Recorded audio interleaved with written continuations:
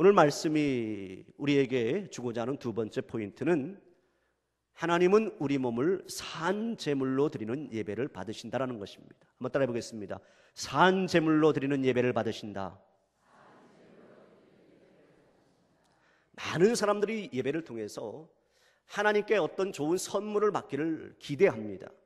물론 예배를 잘 드림으로 내가 큰 은혜를 받습니다.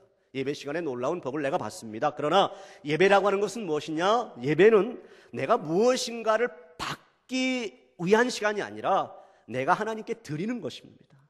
그것도 나의 소중한 것을, 내 소중한 몸을, 내 소중한 마음을 하나님께 드릴 때에 하나님께서 우리 예배를 기쁘게 받아주십니다.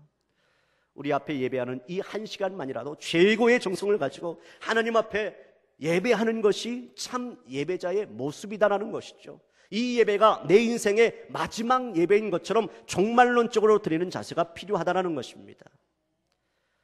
요즘 암투병으로 인해서 체력이 많이 약해지셔서 몇 주간 교회에 출석을 못하는 장로님 한 분이 계십니다.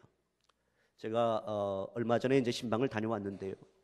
저는 이 강대상에서 여러분들이 예배 드리는 모습을 보게 되는데 그 장로님께서 예배 드리는 그 모습을 보면 제가 참 은혜가 됩니다. 저분이 마치 오늘 이 예배가 내 인생의 마지막 예배인 것처럼 그렇게 온 마음과 온 정성으로 예배를 드리고 있구나, 그런 생각이 들었습니다. 여러분, 그렇게 이 예배가 내 인생의 마지막 예배인 것처럼 드리는 자세가 우리들에게도 필요하다라는 것입니다. 가인이 하나님 앞에 예물을 드렸어요. 예배를 드렸습니다. 그런데 그 제물이 하나님 앞에 믿음으로 드린 것이 아니었기 때문에, 정성으로 드린 것이 아니었기 때문에 하나님께로부터 거절받았습니다.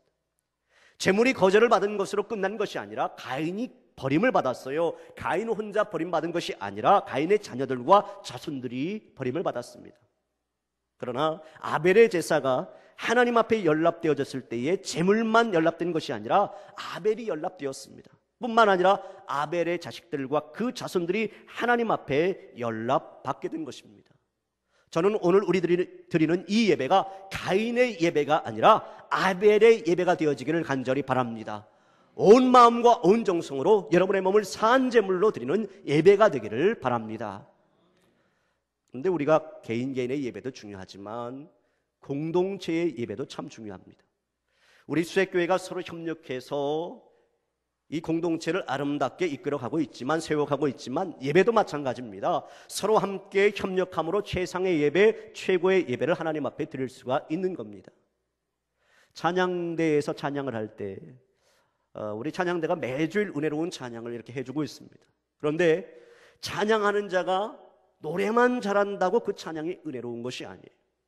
예배를 위해서 내가 먼저 중보기도 하고 성령의 임재와 기름 부으심을 내가 경험한 후에 찬양대에 섰을 때 그 기름이 흘러넘치는 겁니다. 흘러넘쳐서 성도들에게 은혜가 되는 거예요.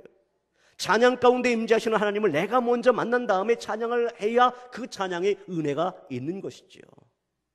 저는 우리 할렐루야 찬양대가 늘 하나님 앞에 최고의 찬양을 올려드리는 그러한 귀한 찬양대가 되어지기를 간절히 바랍니다. 방송실도 마찬가지예요. 지금 방송실에서 수고하는 분들, 여러분들이 수고를 많이 하십니다. 여러분들이 지금 방송실에 있는 분들을 잘 그 얼굴을 모르고 있지만 이 예배를 준비하기 위해서 저들이 음향을 마치고요, 영상을 준비를 하고 또 카메라로 찍고 여러 가지 일들을 합니다. 방송실에서 오차 없이 정확하게 준비를 해야 우리가 최고의 예배를 드릴 수가 있는 거예요. 만약에 제가 이렇게 설교하는데 갑자기 이 마이크가 꺼진다고 생각을 해보십시오. 이 조명이 나간다고 한번 생각을 해보십시오. 그러면 그 예배가 최고의 예배가 될 수가 없는 거예요. 또 마찬가지입니다.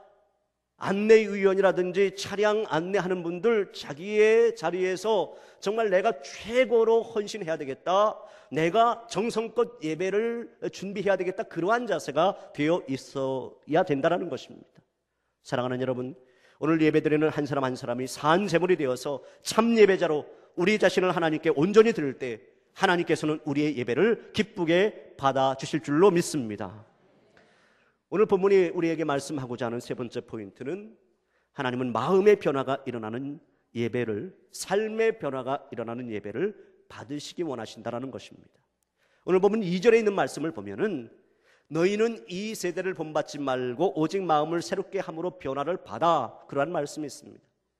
여기서 변화를 받다라고 하는 단어는 현재형이에요. 계속 변화를 받아야 된다는 것입니다. 내가 과거에 변화받았다, 그리고 현재는 그대로 정체다, 그것이 아니라는 거죠. 마음을 계속 새롭게 하고 계속 변화를 받아야 된다는 것입니다. 여러분, 마음이 변하면 모든 것이 변합니다. 마음이 새로워지면 모든 것이 새로워집니다. 아무리 문제가 복잡해도 내가 예배를 통해서 마음만 바로 되면 어떤 문제든지 풀리게 되어 있습니다. 저는 오늘 여러분들의 모든 문제들이 오늘 드리는 이 예배를 통해서 풀려지기를 주님의 이름으로 축원합니다. 그런데 마음이 날마다 순간마다 새로워지고 변화되어지기 위해서는 말씀을 계속해서 공급받아야 됩니다. 하나님은 말씀을 통해서 우리 안에서 역사하십니다. 우리가 예배를 드리면 하나님의 임재하심을 경험할 수가 있습니다. 하나님께서 아픈 우리의 상처를 어루어 만져주시면서 상한 마음을 치유해 주시고 위로해 주십니다. 하나님은 크신 사랑을 나타내셔서 좌절한 사람에게 용기를 주시고 실족한 사람을 일으켜 주십니다. 그래서 예배에는 감동과 감사와 감격이 함께합니다. 그러나 예배를 드리며 감동을 받는 데서 머물러 있으면 아니 됩니다. 변화하기로 결심을 하고 결단을 해야 합니다. 하나님의 말씀에 응답해서 순종을 결단하는 것이 뒤따라와야 된다는 것입니다. 해리 포스딕이라고 하는 윤리학자가 있습니다. 이 해리 포스딕이라고 하는 윤리학자는 그리스도인을 두 가지로 나누어서 설명을 하고 있습니다. 심미적 그리스도인과 윤리적 그리스도인, 이렇게 두 가지로 나누어서 설명을 하고 있습니다. 심미적 그리스도인은 어떤 그리스도인이냐? 교회에서 한번 예배 드리는 것으로 그의 모든 예배가 끝이 나고 맙니다. 좋은 성가대의 찬양 들었네? 내가 오늘 아는 찬송을 했네? 내가 목사님으로부터 좋은 설교를 들었네? 그저 마음을 평안하게 하는 것에 의미를 두고 있는 사람입니다. 단적으로 말하면 이런 사람에게 있어서 예배는 그저 감정을 순화시키고 교양의 수준을 높이기 위한 수단에 불과한 것입니다. 그러나 윤리적 그리스도인은 어떤 그리스도인들을 말하느냐? 하나님께 예배하며 받은 감격과 깨달음을 가지고 내 삶의 현장에 나가서 그대로 적용하며 살고자 애를 쓰는 사람을 말합니다. 사랑하라라고 하는 그 말씀, 그 설교 말씀을 들었어요. 그러면 그동안 미워했던 사람을 사랑해 보려고 애를 씁니다. 진실을 하라라고 하는 그 말씀을 들었어요. 그러면 한 주간 동안 저 세상 속에서 정직하게 살고자 애를 쓰는 사람, 그러한 사람이 윤리적 그리스도인이다라는 것이죠. 그렇다면 저와 여러분은 이 두 부류의 사람 중에서 어떠한 크리스찬입니까? 단지 예배를 구경하고 감상하는 심미적 그리스도인입니까? 아니면 스스로 내가 부족하고 내가 연약할지라도 하나님의 말씀대로 한번 살아보려고 일주일 동안 애를 쓰는 윤리적인 그리스도인입니까?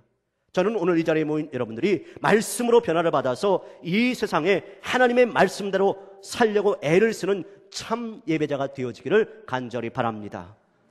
이제 말씀을 맺겠습니다. 사도 바울은 오늘 성경을 통해서 우리에게 이렇게 말씀합니다. 너희 몸을 하나님이 기뻐하시는 거룩한 산 제물로 드리라. 이는 너희가 드릴 영적 예배니라. 사랑하는 여러분, 여러분 모두 하나님이 기뻐하시는 참 예배자가 되시기를 바랍니다. 여러분의 몸을 거룩한 산 제물로 드리시기를 바랍니다. 마음의 변화가 일어나는, 삶의 변화가 일어나는 예배를 드리시기를 바랍니다. 그래서 예배자로서의 축복이 여러분 가운데 임하시기를 주님의 이름으로 축원합니다.